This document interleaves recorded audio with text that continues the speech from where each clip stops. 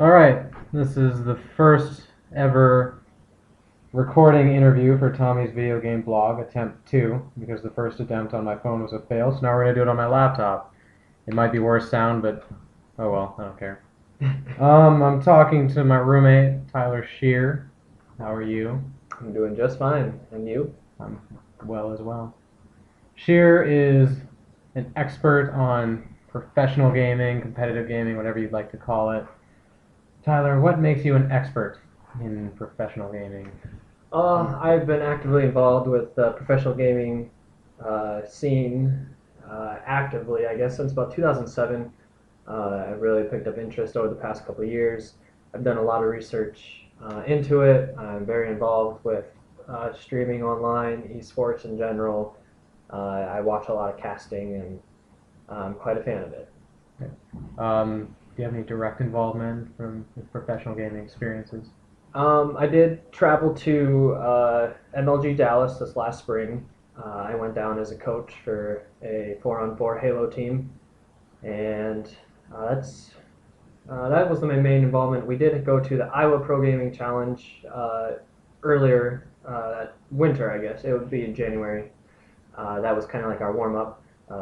We same thing, same team. We actually teamed up with two people from here in Iowa, and we actually had two people from down in Arkansas, and they came up and joined us for both the tournaments. So that's pretty much my direct involvement in it. Okay. What does a coach do? Coach is non-required for the Halo games. It's pretty much 4-on-4, and then the coach's job is to stand in the back, hooked in with the headsets, and to keep track of weapon spawn times, however many enemies are up, giving shout outs to areas on the map where they're at, next spawn points, and when the best time to move out would be, and just to kind of give another pair of eyes and awareness to the team.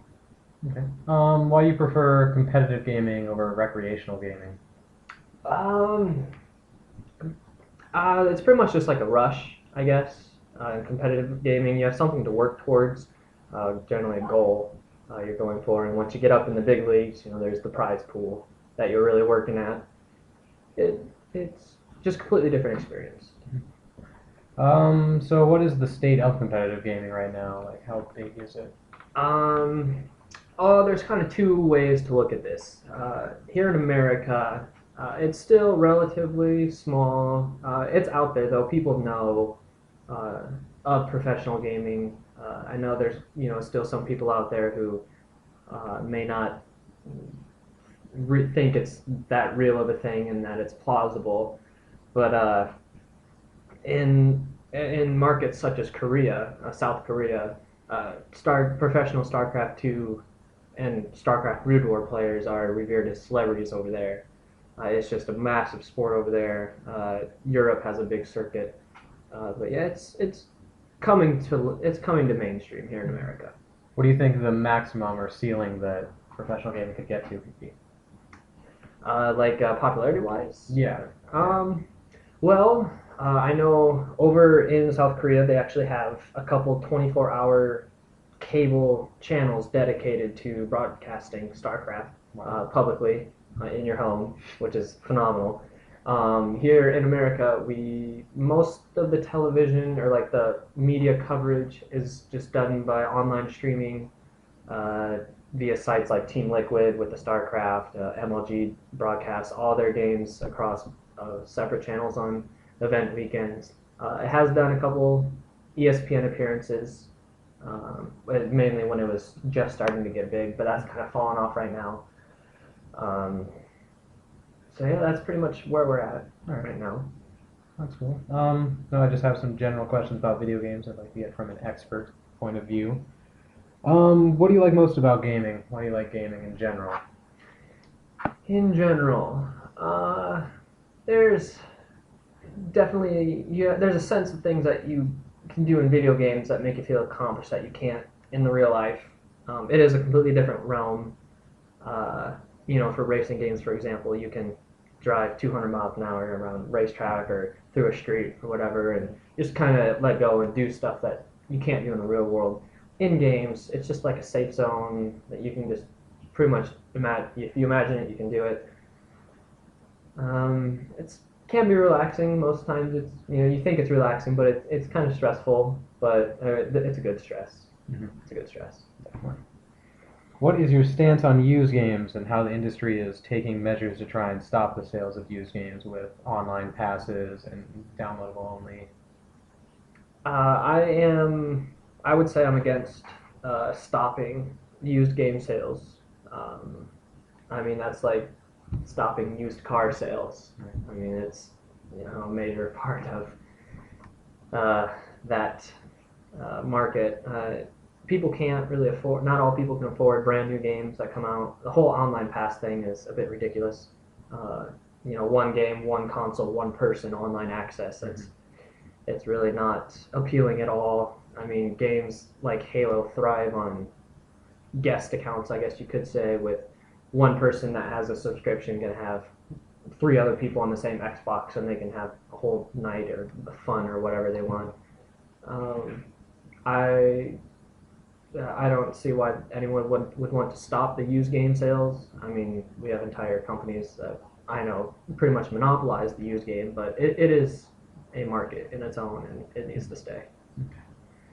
What is your favorite game of all time? If you can pick out a favorite game of all time. I've been asked this before.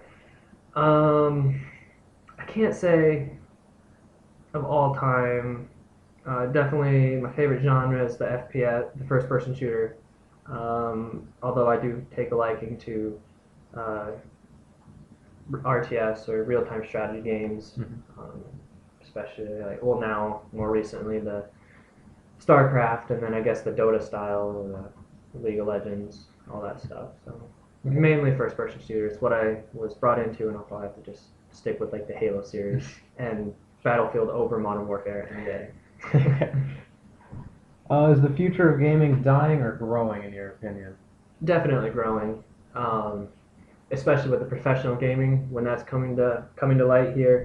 I mean, there's so many different circuits out there that have such a wide user base. I mean, just the circuits here in America, MLG is the major one.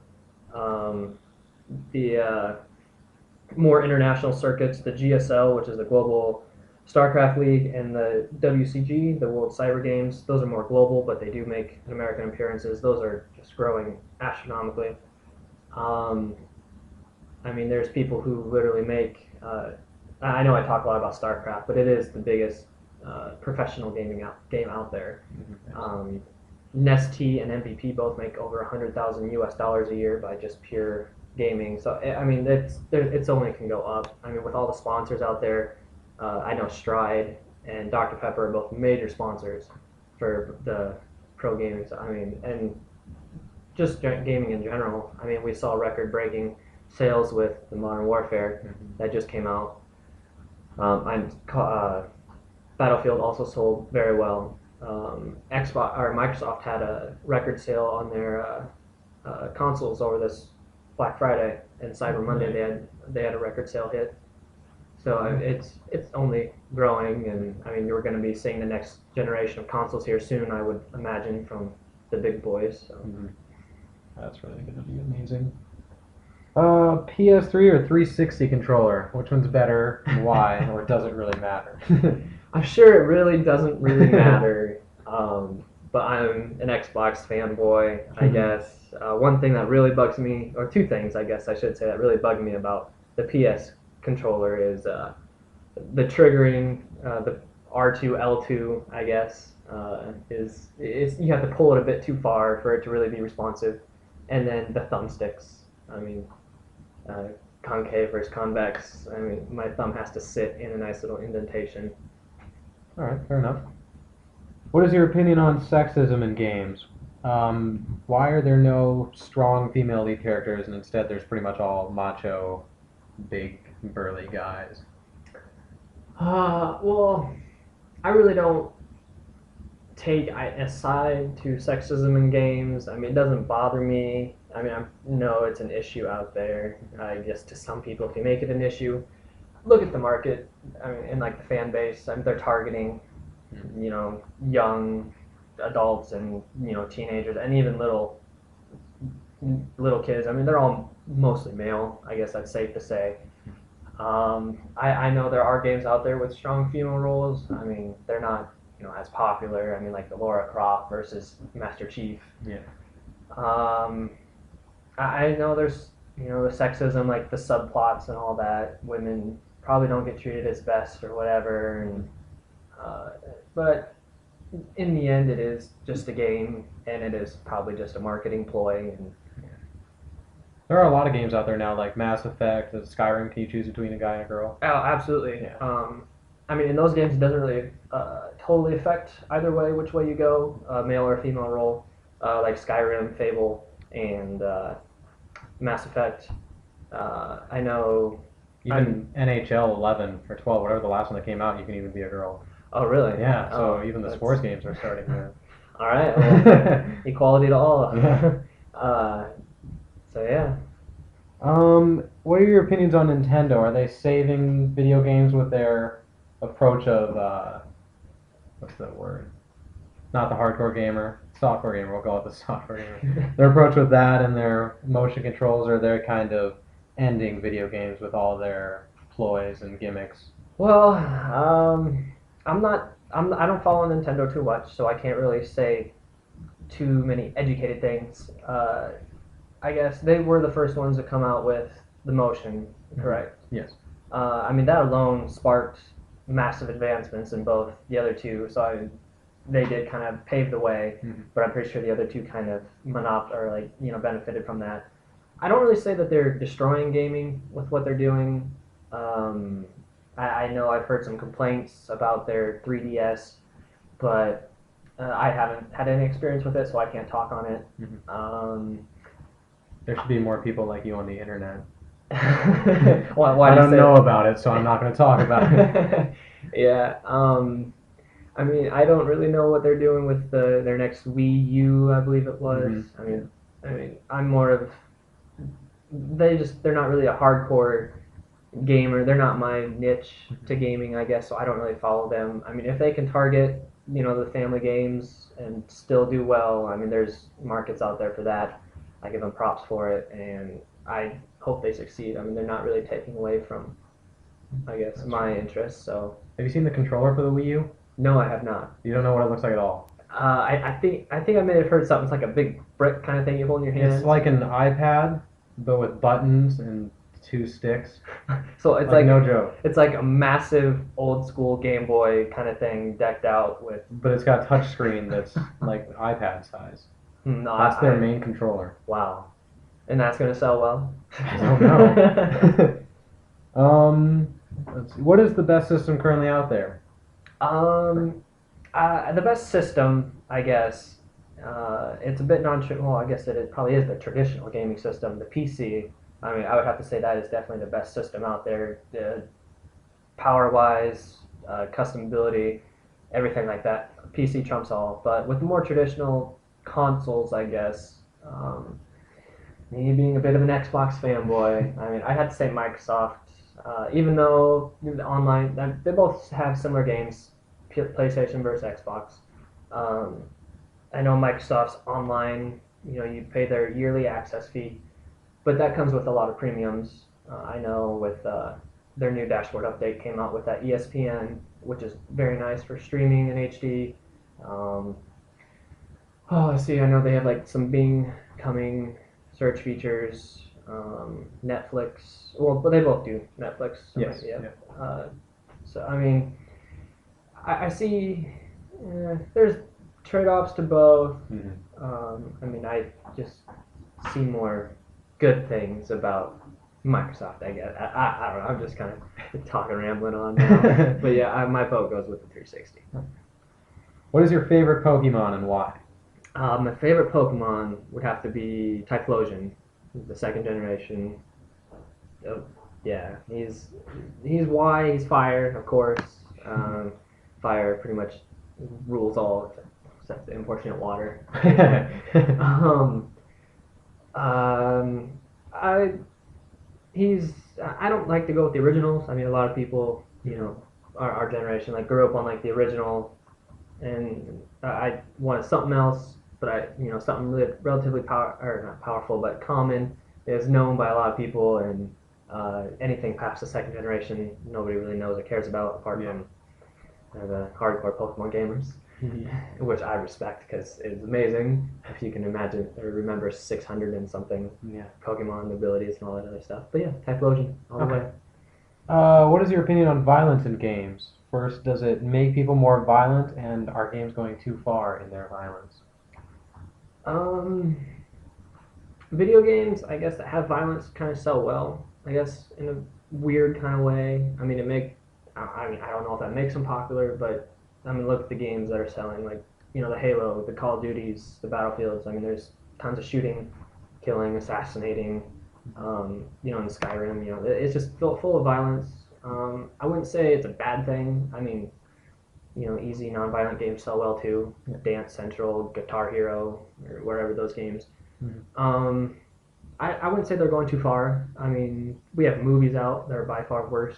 I mean, as Saw series, those movies definitely take gruesome and brutality like beyond.